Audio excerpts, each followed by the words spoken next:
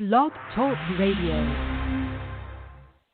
Good evening and blessings, and welcome to another installment of the Gist for Freedom Estate. This show is produced by acclaimed historian, educator, and author Leslie Gist, and serves as our weekly live online discussion to celebrate the African American experience by honoring all the people, past and present, black and white, who, with faith and focus, are preserving our rich history through literature, the arts, the skilled trades, and the humanities. We thank you for joining us tonight, and we'd love you to be a part of tonight's discussion by calling in with your comments or questions to 347-324-5552.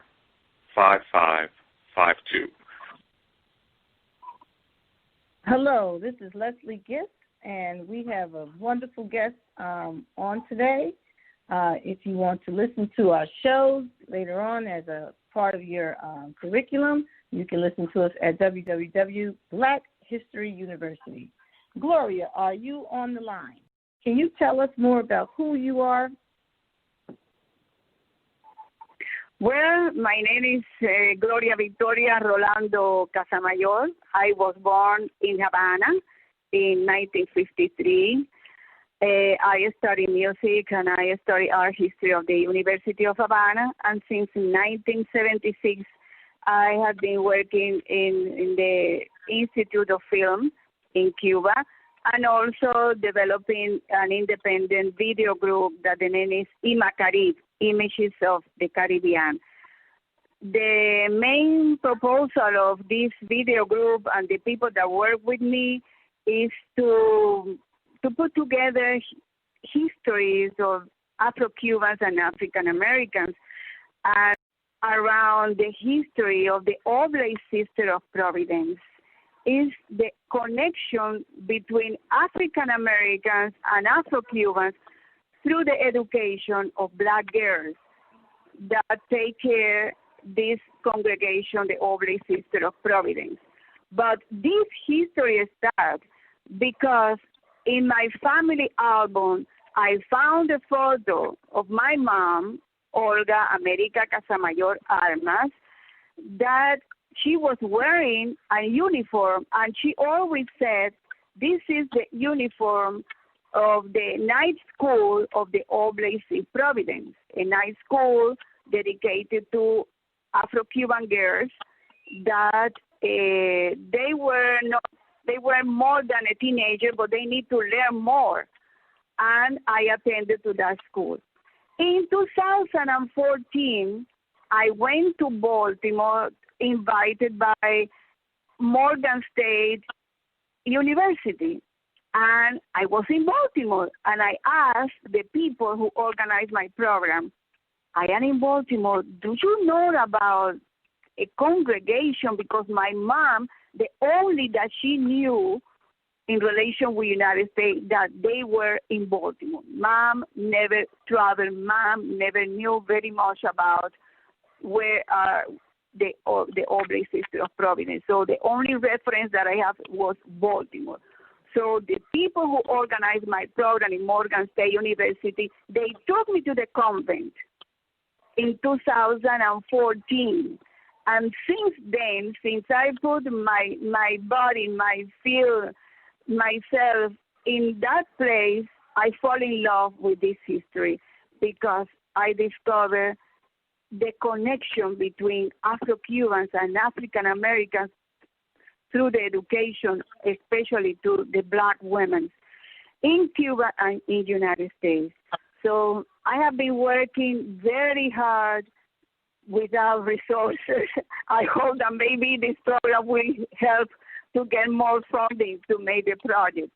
In 2017, I was able to spend 1 month in the convent of the Oblate Sister of Providence. And I found a lot of information, a lot of photos, and I thought the clothes that my mom was wearing, that uniform, is the same uniform that I found in many other photos with girls in Cuba that attended to the night school.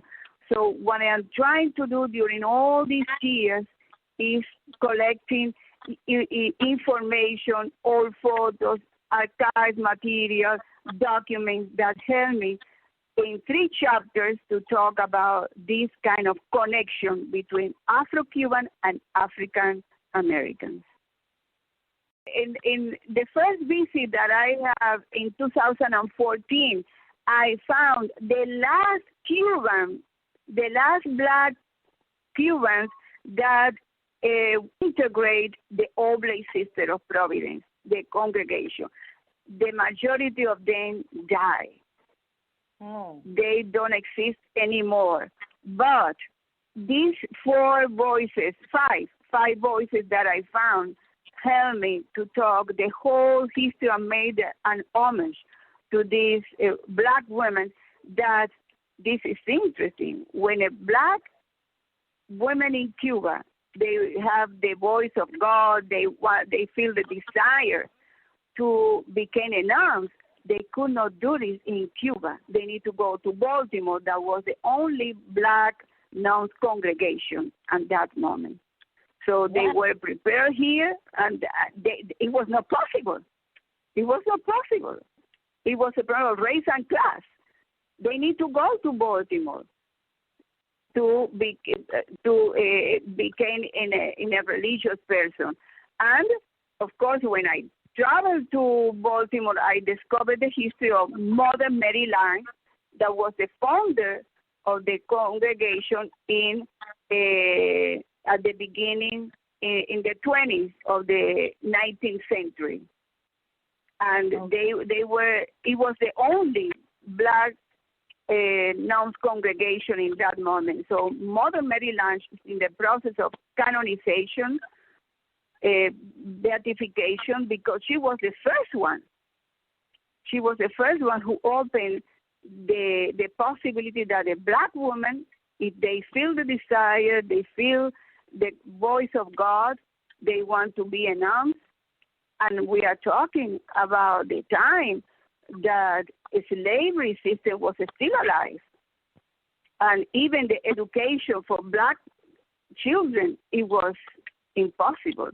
And she had the courage and the commitment to teach and to try to elevate the education system for those children and to open a Black nuns congregation.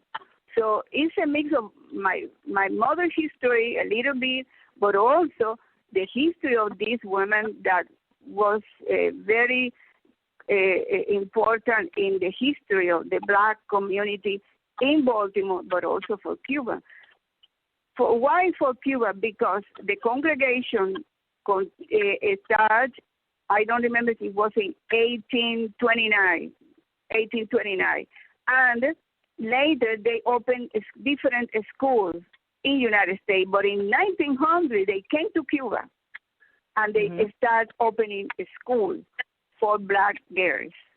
Also, they have the possibility for some children, for some boys, but the majority of the people who attended to the school was they were Black girls in Cuba. And that's how in the 40s, I think that my mom, according to her history, I think that my mom attended in the 40s. But thanks to that picture and my curiosity when I put my body in Baltimore in 2014, that I am still working in this beautiful project that we talk to you a little more about our connections as Black people. I think that is fascinating. Is the school still in existence? Does it stand in Cuba? The school, the nuns that, for example, the Black, the Afro-Cuban, the women, they go to Baltimore, they became a nuns, they study there, and they return to Cuba to teach. Okay. So they were the main teacher, but also they hired another teacher to teach in the school. But they were the person who direct the school. So they opened different schools in Havana, in another provinces in Cuba. Okay. And they finished in 1961. Okay, 1961. So you have a picture of your mother with one of the Afro-Cuban nuns, right? Sí. Okay. One picture of my mom. Right. Now, where was that picture? Was it on the wall in your home, or was it in the chest? How did you see the picture? I don't remember what picture are you talking about. I'm sorry. Wait, all right. I don't know. You misunderstood. I thought that there was a picture of your mother in with the nun at her school. Because you know what happened, that I made a film, conversation with my grandmother, and maybe the photo that you have with you is a photo of conversation with my grandmother. That is the film that I made before. It's a film that I made before, and I made an homage to my mom in that film. Maybe it's this photo that you are talking about. Okay, so I misunderstood. All right, so, but your mom, she did go to school with one of the nuns from the Oblate sisters. Yes, and she attended to it's interesting because she was not a regular student. She attended to the school that the Oblate sister opened for women that even they were working as a domestic to make clothes, but they didn't have too much education, possibility to be educated, to go to school. And they opened this night school to help them, to get more skill. Some of them learn more to read or write. So it is the kind of a school that my mom attended. We belong to a very humble family. So it was a possibility. I don't know how many years she was there, but the time that she was there, it was very important for her. Wow. And she preserved that photo that I will show in the film is my mother and another 3 others black Afro-Cubans wearing that kind of uniform. And of course, my mom, she was not a teenager. She was maybe in their 20s. But that's the kind of school that the Oblate sister opened to give possibilities to educate more those black women, young black women that didn't have too much education. So, in 2017, that was the most recent visit that I made to the United States.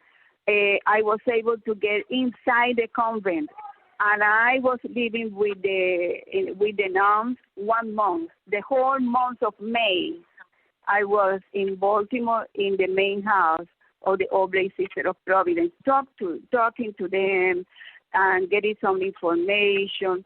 I found photos, documents that will help me to do the work. Unfortunately, I was not able to return.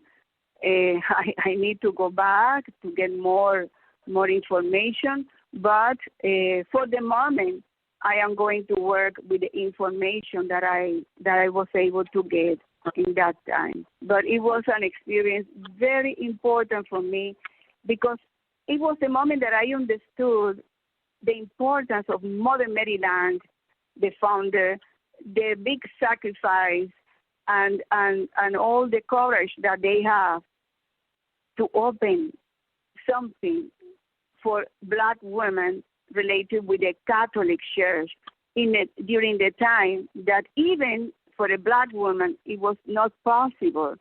The name is the St. Joseph School. St. Joseph School, that was one of the second. It was the name of the second school that they opened in the province of Matanza. This is the chapter that I decided to start and finish as soon as possible. But later, and that's the work that I am doing, if you visit me